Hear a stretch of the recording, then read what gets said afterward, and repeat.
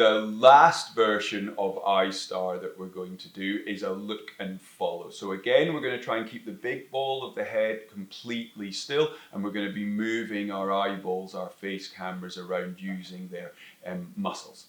But this time we're going to have one target starting from the middle, and I am going to track that target out on each point of the star.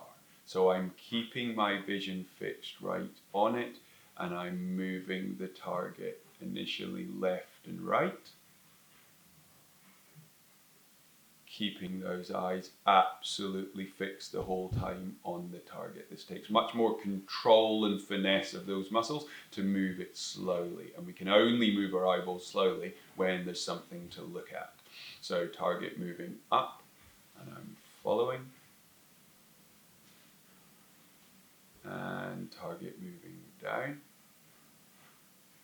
Taking real care to keep my vision fixed on my target, my head completely still, and the movement nice and smooth. So we've done across and up and down, so then we've got just diagonals left to do. Up into one corner, follow it down into the other corner. And you're looking for difficult lines, so either the horizontal, the vertical, or one of the diagonal lines. And then we can break those into individual halves. And really, what always pays most dividend is to spend the most amount of time practicing the movement that you find most difficult.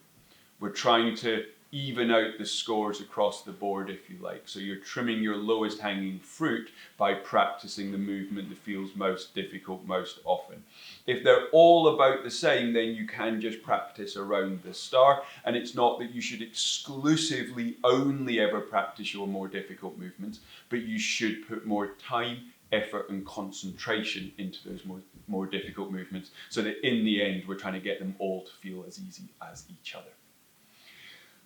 I-stars are easy on us calorifically, but they're quite expensive in terms of processing within the brain.